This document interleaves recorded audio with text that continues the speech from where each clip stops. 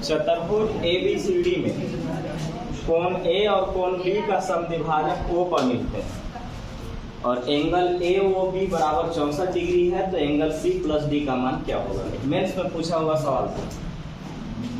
अब यहाँ पर पीछे की तरह नहीं है, हम लोग सब पढ़ लिए मेन में। अब कोई एक चतुर्भुज है जिसका कोई नाम नहीं होगा, वहां से अब आपको बनाना होगा। तो ये कोई भी चतुर्भुज हो सकता है, किसी का भी आकृति की तरह आप खींच सकते हैं। नाम A B C D, इसका समद्विभाजक O पर मिलेगा इसका। तो ये रहा आपका यहाँ और यहाँ आकर के कहाँ मिल जाएगा? O पर। एंगल AOB कितना दिया हुआ है? 64। AOB ये वाला 64 डिग्री, 64 डिग्री। तो 64 डिग्री अगर ये वाला है तो हमसे पूछा जा रहा है कि ये क्या होगा? यहाँ एंगल C प्लस D का मान चाहिए हमको। तो हमको देखना चाहिए कि ये टोटल कितना बनेगा? 180 बनेगा। तो 180 का मतलब हुआ कि angle A plus angle B जो होगा वह 180 में से इसको निकाल देंगे तो ये दोनों बनेगा। तो निकालिए 180 डिग्री में से 64 निकाल 116 डिग्री।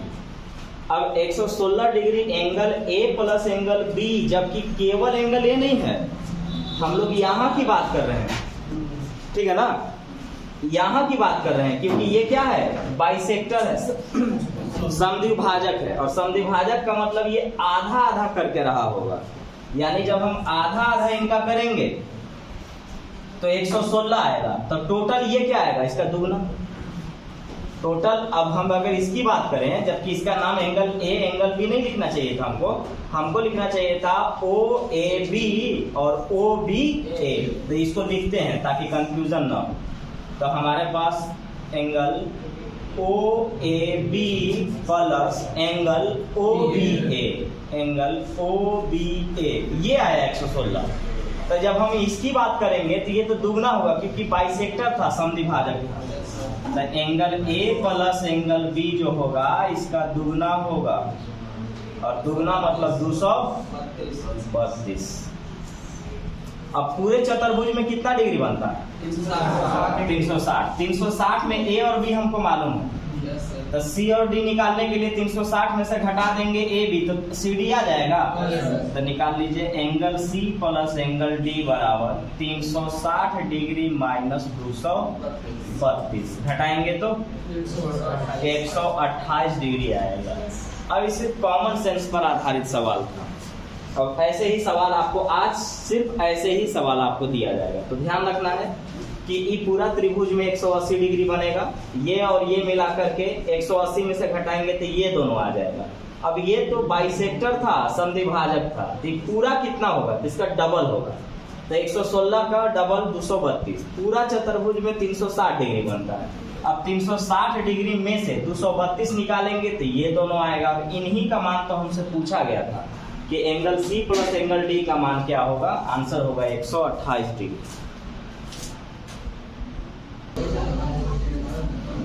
एक चतुर्भुज ABCD में कोण C और कोण D का समद्विभाजक E पर मिलते हैं।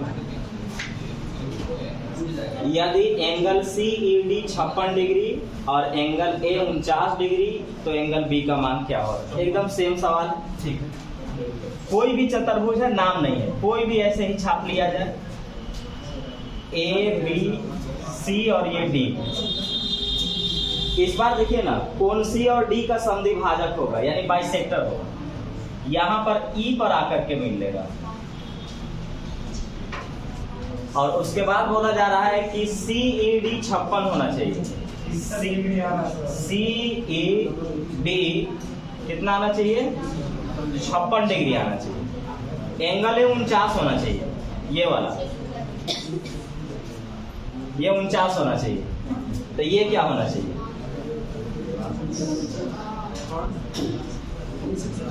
देखिए इस त्रिभुज में कितना डिग्री बनेगा? 180, लेकिन 180 में ये ध्यान देना है कि ये एक दूसरे का बाइसेक्टर था, समद्विभाजक था। तो जब ये समद्विभाजक था तो यहाँ पर जो एंगल बन रहा होगा इसको हम लोग पढ़ेंगे, पूरा डी नहीं और सी नहीं पढ़ सकते हैं, ई डी ई पढ़ लेंगे, ई सी डी पढ़ लेंगे। तो हम लोग डायरेक्ट लिखते हैं कि angle E D C plus angle E C D, angle E C D. पूरा तो 180 था, 180 में से 56 निकाल देंगे तो यही दो बचेगा। ठीक है, 180 में से 56 निकाल देते हैं, 124 डिग्री। तो ये जो था ये बाइसेक्टर था, बाइसेक्टर यानी समद्विभाजक था, यानी अगर डबल कर देंगे तो सी और डी पता चल जाएगा। तो angle C plus angle D जो है इसका डबल हो जाएगा, 124 दूना 248 डिग्री।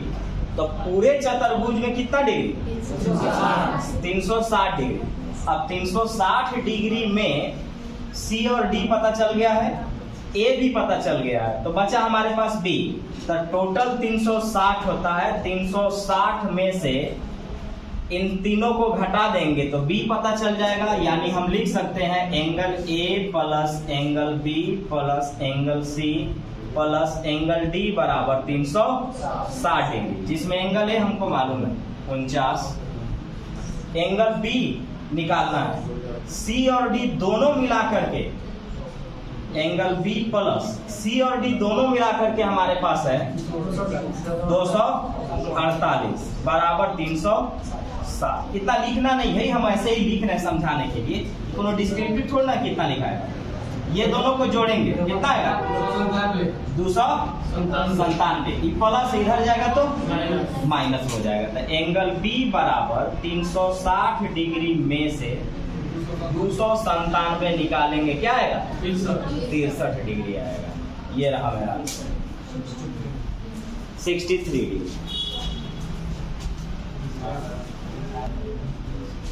ABCD एक वर्ग है, स्क्वायर। तो वर्ग के सभी भुजा आपस में प्रत्येक कोण 90 डिग्री। तो यहां तक तो ठीक, एक वर्ग है ABCD एक वर्ग। वर्ग मतलब हुआ कि इसके भुजा बराबर। तो भुजा बराबर का मतलब हुआ कि ये वाला ये और ये आपस में बराबर है। अब आगे बोल दिया ना कि EDC एक समबाहु त्रिभुज है, EDC ये वाला एक समबाहु बन गया। तो EDC समबाहु त्रिभुज। तो समबाहु त्रिभुज में उसके तीनों भुजा आपस में क्या होते हैं? बराबर होते हैं। तो जब ये वाला भी एक भुजा हुआ तो सबका भुजा ही हुआ। तो हम कह सकते हैं कि वर्ग का भुजा और समबाहु त्रिभुज का भुजा आपस में बराबर होता है। तो ये भुजा भी आपस में बराबर रहा। वर्ग का प्रत्येक कोण कितना डिग्री? 90 डिग्री। ये भी 90 बनेगा, लेकिन ये पूरा 90 बनेगा। और यहाँ पर आइए, समबाहु त्रिभुज में तीनों कोण कितना 60 डिग्री का। तो ये रहा 60 डिग्री और ये रहा होगा 60 डिग्री। अब क्या हो रहा है कि अगर यहाँ दोनों पर ध्यान दें तो ये दो भुजा है और ये भी दोनों भुजा आपस में क्या दिख रहे हैं?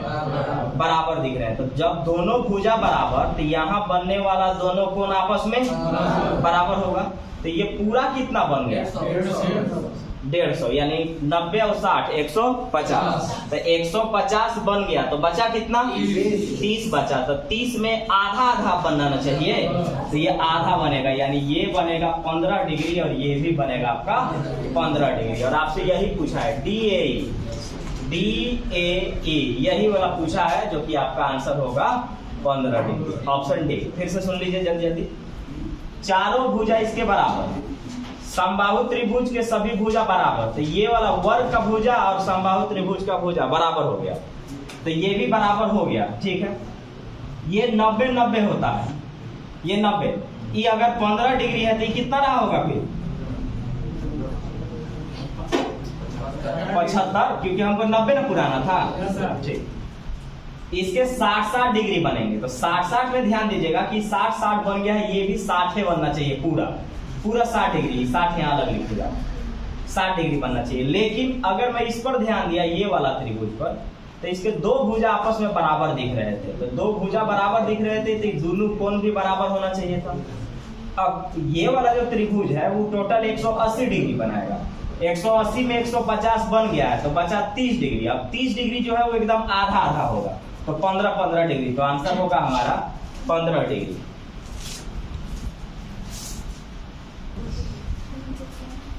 ABCD एक चतुर्भुज है जिसमें विकर्ण BD 64 सेंटीमीटर, AL लंब यानी परपेंडिकुलर BD और CM लंब BD।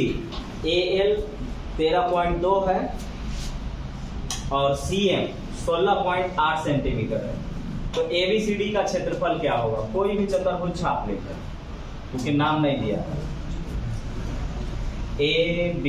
ABCD, इसमें विकर्ण BD होना चाहिए, विकर्ण ये रहा BD, और AL जो है वह BD पर लंब होना चाहिए।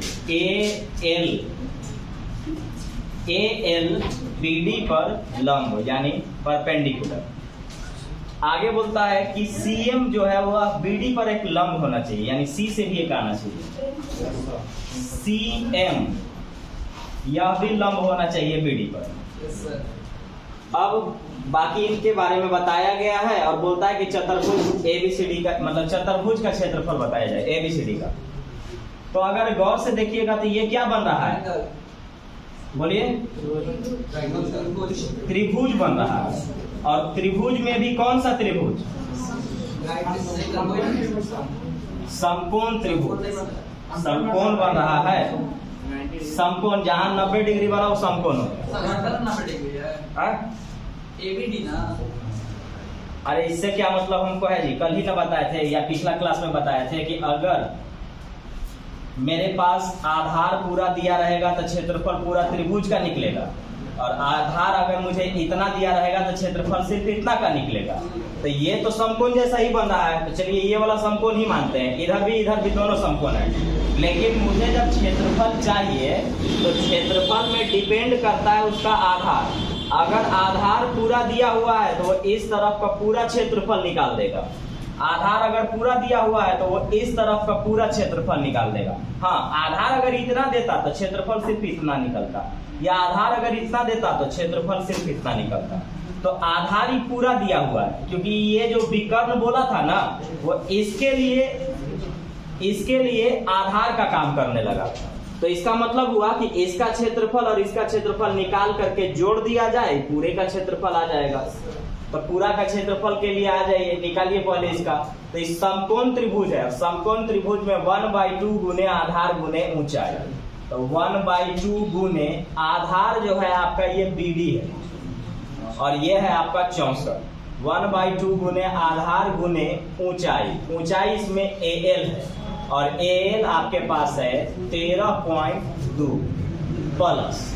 अब इसकी बात करते हैं, ये भी उसी की जैसा है। तो 1/2 गुने आधार जो है वो BC ही है, इसका भी और BD है। आधार जो है वो BD है और BD जो है हमारे पास वो 64 ही है।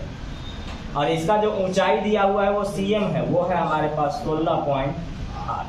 अब आपको एक बात पता है कि प्लस या माइनस के बाद सेम चीज दिखाई दे तो उसको कॉमन ले लीजिए। तो 1/2 आपको दिख रहा है, कॉमन ले लीजिए। 64 भी दिख रहा है, आप कॉमन ले लीजिए और बचाइए।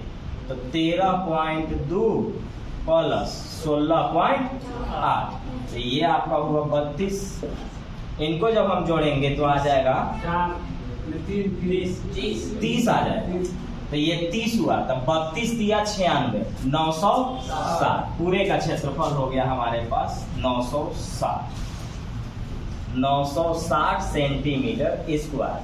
ये आप पढ़ेंगे आगे, जब क्षेत्रफल पढ़ेंगे ना तो ये वाला समानांतर चतुर्भुज या सम चतुर्भुज में ऐसा करके पढ़वाएगा। अभी तो यहाँ फिलहाल कुछ नाम नहीं दिया था वो। तो ध्यान रखेंगे कि मेन खेल है आधार का। अगर आधार पूरा दिया है तो वो इस तरह का पूरा क्षेत्रफल निकाल देगा, और अगर आधार इतना दिया है तो सिर्फ इतना का ही क्षेत्रफल निकालेगा। तो आधार पूरा इतना था तो वो इस साइड वाला पूरा क्षेत्रफल निकाल दिया। और आधार इसका भी पूरा यहाँ से यहाँ था, तो उधर वाला पूरा निकाल दिया।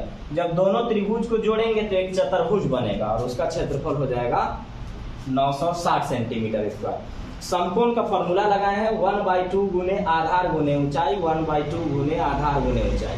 1/2 और 64 दोनों तरफ कॉमन था, बाहर निकाल दिए, इनको जोड़ दिए, आया। अब इसी को देखिएगा थ्योरम में लिखवाया जाता, जो कि हम नहीं लिखवाया आपको, क्योंकि एक फॉर्मूला बन जाता जो आपको याद करना पड़ता। ऐसे रहता कि किसी भी चतुर्भुज में विकर्ण पर सामने के शीर्ष से लंब डाला जाए तो पूरे चतुर्भुज का क्षेत्रफल क्या होगा। तो फिर आंसर आपका होता कि 1/2 गुने विकर्ण इनटू लंबाई का योग, फिर एक फॉर्मूला बनता, ऐसा रहता 1/2 गुने विकर्ण, विकर्ण बीडी मान लीजिए, इनटू इनके लंब का योग, यानी आपको लिखवाया जाता है AL प्लस CL। ये आपको करना पड़ता, तो इसकी जरूरत ही नहीं है। जब हम जान लें कि समकोण हम लोग पढ़ते हैं और उसका 1/2 गुने आधार गुने ऊंचाई होता है, तो वहीं से हम निकाल लेंगे और आंसर भी वही चीज आ जाएगा। इसलिए अगर आप चाहें तो इसको कर सकते हैं, लेकिन आप इसे नीचे से ही कंसेप्ट को समझिएगा, वही ठीक है। देखिए, एक आयत ABCD की भुजा AB को XYZ बिंदु द्वारा 4 बराबर भागों में बांटा गया, तो क्षेत्रफल XYC त्रिभुज बनना चाहिए XYC द्वारा, और क्षेत्रफल आयत का क्षेत्रफल का अनुपात कहिए या बटाव करके जो भी चाहिए इनको। तो देखिए, तो एक आयत है, तो आयत के प्रत्येक कोण 90 डिग्री, आमने सामने की भुजा बराबर। तो ABCD तो यहां तक रहा, लेकिन AB के बारे में बोला कि X Y और Z 4 भागों में बांटना, वो भी बराबर, यानी 1 2 3 4। तो आपका अगर ये पूरा 4 भाग में बांटा है, तो अगर हम पूरे को 4 दे दिए तो ये 1 1 1 1 कितना ही ना जाएगा। अब बोलता है कि हमको जो त्रिभुज बनना चाहिए वो त्रिभुज X Y और C द्वारा बनना चाहिए, यानी कुछ ऐसा। तो ये किसी की तरह त्रिभुज नहीं बन रहा है। अब आपको क्या करना पड़ेगा ना, जानते हैं कि ये त्रिभुज इसका ही निकलेगा, ये आधार का ही काम करेगा, लेकिन इसका ऊंचाई जो है ना ये लेना पड़ेगा आपको, वरना नहीं निकलेगा। ये तो 90 डिग्री है ना, क्योंकि प्रत्येक कोण क्या है यहाँ पे 90 डिग्री है। अब 90 डिग्री बना तो कौन सा त्रिभुज मान सकते हैं, समकोण त्रिभुज। अगर हम इसको 90 मतलब इसको ऊंचाई अगर नहीं लेंगे तो फिर नहीं निकलेगा ये। अब आपको क्षेत्रफल इसी का निकलेगा। क्यों निकलेगा, अभी तुरंत मैंने बोला कि जिसका आधार होता है, जिसका भी आधार होता है, क्षेत्रफल उतना का ही निकलता है। तो आधार कितना है XY, तो क्षेत्रफल इतने का निकलेगा। तो जितना आप आधार उठाइएगा क्षेत्रफल उतना का ही।